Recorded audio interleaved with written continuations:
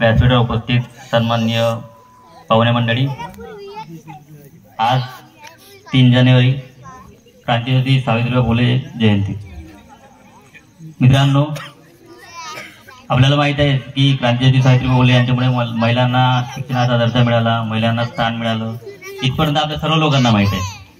आणि या सगळ्या गोष्टी करण्यासाठी त्यांना किती हालत सहन करावं लागल्या हे सुद्धा सगळ्यांना माहित आहे। मला सांगा, सावित्रीबाई फुले यांनी पुण्यामध्ये पहिली शाळा उघडली, त्यांना शिक्षणाचा किती त्रास झाला याची जाणीव आपल्याला चांगल्या पद्धतीने आहे। पण त्याचप्रमाणे सावित्रीबाई फुले चांगल्या सुशिक्षित महिला तयार झाल्या, त्यांनी आलेपता करून शिक्षण भोगले, पण त्या एक माणूस म्हणून, माणुसकी म्हणून सुद्धा सावित्रीबाई फुले एक चांगल्या पद्धतीच्या उदाहरण आहे। त्याचं उदाहरण म्हणजे आपल्याला माहित असेल, पुण्यामध्ये प्लेग नावाची एक साथ आली होती, त्यामध्ये चिमुकलेमुळं मरण पावत होते। ती अशी साथ होती की एकावर एक जसे सातरा पडल्याप्रमाणे मुलं मरत होती। त्या टायमात मुलांच्या संपर्कात आला तरी तो संपर्कात येणारा माणूस सुद्धा मरत होता। त्या वेळामध्ये मुलांना आपल्या खांद्यावर घेऊन दवाखान्यामध्ये जाऊन ट्रीटमेंट करणारी एकमेव सावित्री माताच होती। हे सावित्रीबाई फुले आपल्याला कधी समजली नाही। आपल्याला माहित आहे की आपल्याला एखाद्या बाईला जर सांगितलं की आपण बांगड्या काय घालतो, आपण सांगणार की बांगड्या म्हणजे आपण आपल्या नवऱ्यासाठी घालतो। कुंकू का लावतो? नवऱ्यासाठी लावतो। नवऱ्यासाठी बाईनं कुंकू लावावं, नवऱ्यासाठी बाईनं बांगड्या घालाव्या, आणि बाईसाठी माणसानं काय करावं? या रूढी परंपरेसाठी सावित्रीबाई नेहमी लढत होत्या।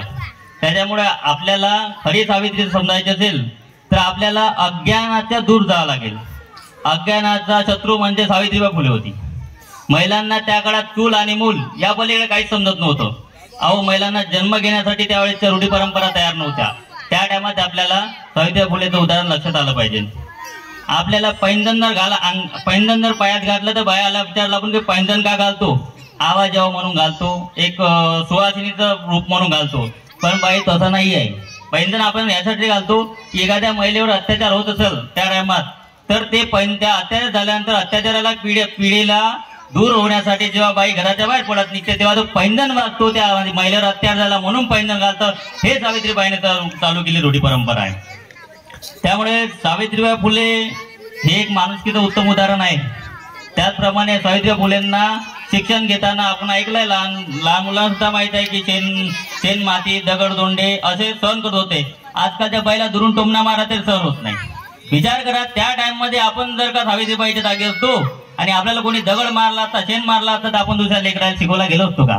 आज आपण आपल्या पोराच्या पलीकडे दुसऱ्या मुलाचा विचार करत नाही। सावित्रीबाई समाजातील सगळ्या स्त्रियांसाठी एक उदाहरण आहे। त्याचप्रमाणे आपल्या सावित्रीबाई फुले समजत असताना महात्मा ज्योतिराव फुले सुद्धा समजायला पाहिजे।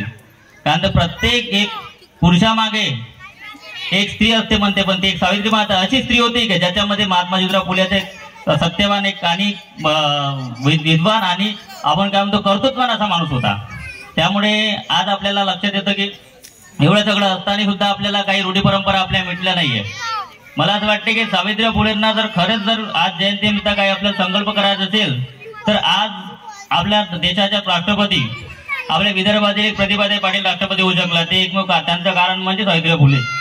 त्यानंतर आत्ताच्या विद्यमान राष्ट्रपती द्रौपदी मुर्मूजी त्या सुद्धा सावित्रीबाईंच्या देणंच आहे। इथपर्यंत आपण शिकलो, आपल्या महिला स्त्रिया शिकल्या, मोठ्या झाल्या, उच्च पदावर गेल्या, परंतु समोर का आजही मला एक प्रथा आपल्याला सतत जाणवत असेल की आजही नवऱ्या मेल्यानंतर बाईला कुंकू पुसावं लागते का?